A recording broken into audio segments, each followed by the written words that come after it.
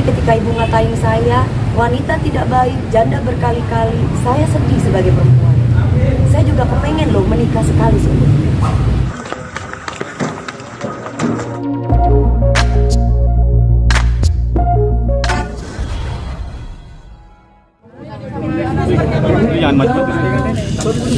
Alhamdulillah, maksudnya berjalan dengan lancar.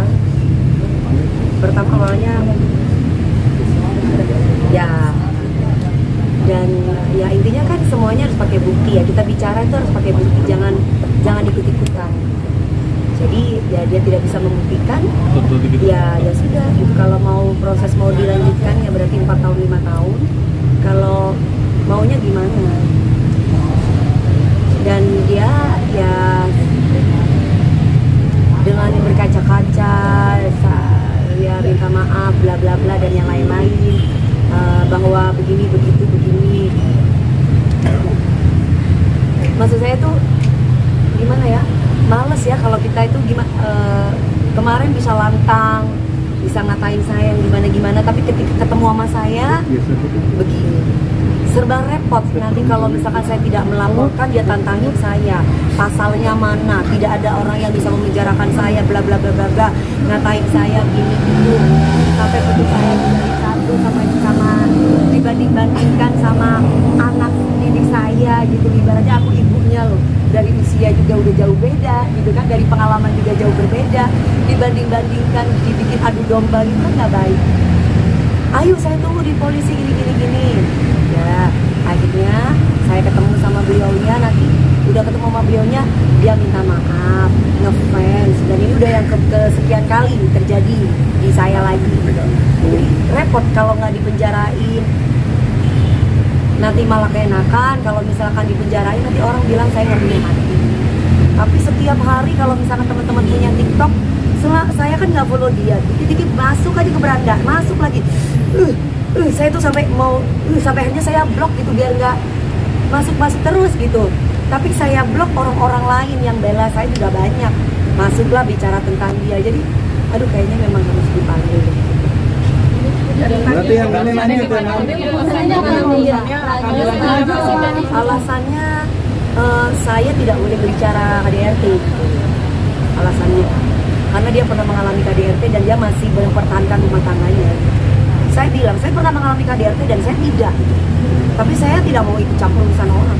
Dengan Lesti aja saya tidak mau tahu, dalam hati saya nggak mau tahu urusan dia. Dia kalau dia mau kembali urusan dia, mana pernah mungkin kalau teman-teman lihat statement itu, nggak ada.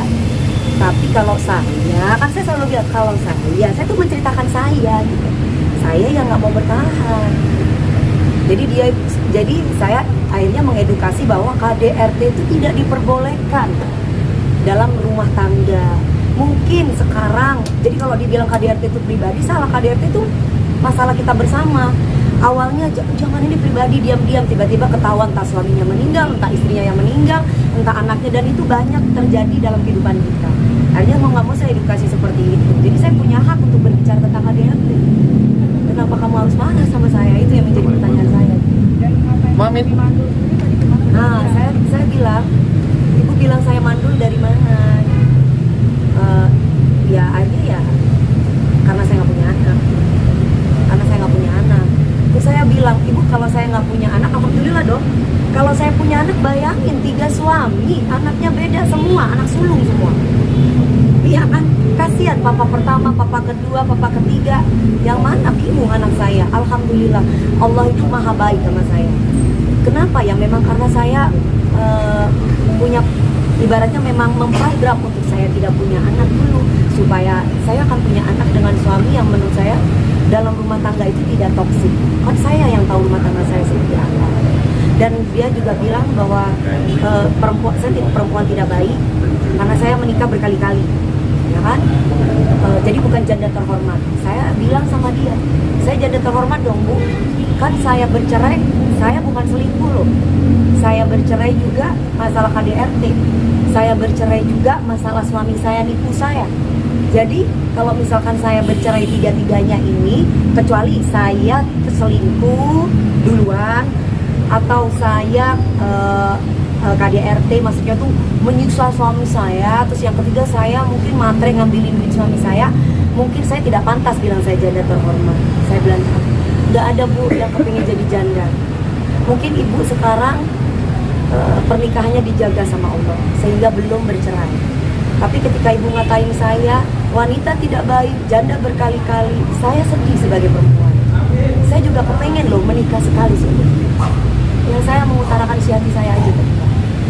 Dan itu semua saya luapin semua tadi. Alhamdulillah saya terima kasih kepada Polres Depok yang memberikan kesempatan kepada saya untuk membela diri saya terhadap orang yang menurut saya berbicara dari katanya dan ikut-ikutan. Berarti ini kasusnya udah kesimpulannya berakhir damai Atau lanjut Mami DP? Lanjut apa damai Mami DP? Udah enggak karena dia udah minta maaf.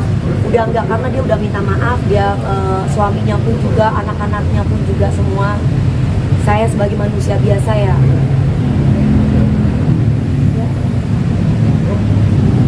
Jadi teman-teman tanya mau dituliskan. Kalau kata Bang Sandi harus dilihat dulu, katanya kita suruh lihat ketulisannya dia benar atau enggak. Nah kalau saya pribadi ya nanti saya akan bawa lawyer saya. Karena kalau saya barusan bilang kayak gitu karena memang balik lagi orang yang bikin video tentang saya kesel banget gitu. Tapi giliran dipertemukan sama saya, dia tidak bisa membuktikan faktanya. Ya itulah susahnya menjadi seorang Dewi Persik. Saya tuh gampang terenyuh. Itu. Jadi itu yang membuat saya tuh dilema gitu. Tapi lawyer saya bilang tunggu dulu. Jadi ya. Berarti ada waktu ya? Waktu. Berarti masih ada waktu pikir-pikir, tapi kalau misalnya untuk Mami sendiri sudah memaafkan. Ini aku kan kalau kemarin tuh kan masih terus sampai sekarang. Ini aku sekarang kayaknya enggak deh. Gitu. Dan aku mau melihat video anak-anak itu kayaknya.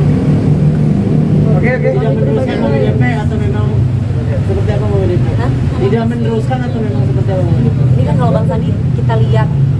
Kalau saya pribadi sih enggak. Bang, lihatnya sampai kapan Bang? Gimana Bang? Ya jadi Bang Sandi, Jadi lihat perkembangannya bagusnya gimana. Yang jelas ini kan proses mediasi baru ketemu sekali, jadinya ada jadinya ada saling apa sih yang dimauin, jadi dari pelapor apa, dari terlapor seperti apa, baru sampai di situ aja sih. Jadi nanti next time baru kita pikirkan kembali. Sementara itu dulu sih, nggak ada yang lain lagi. Masalah serupa gimana? Nanti aja lagi. Bentar ya, mau lanjut masalah hal yang serupa gimana? Kalau ada hal segini Mas, saya bukan manusia yang sempurna. Ketika saya melakukan sesuatu hal tindakan yang tegas, berarti tandanya itu sudah melewati.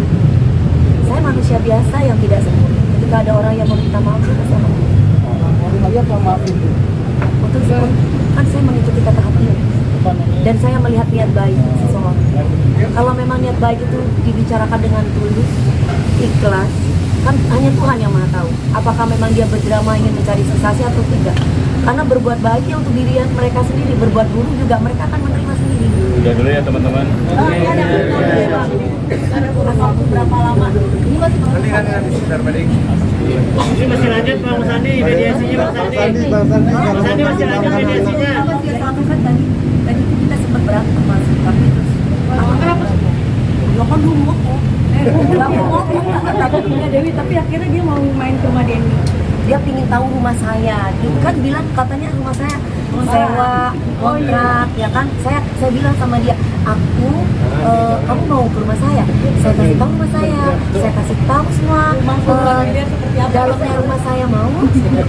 Tapi jangan pakai kamera ya. Kita ke base camp loh.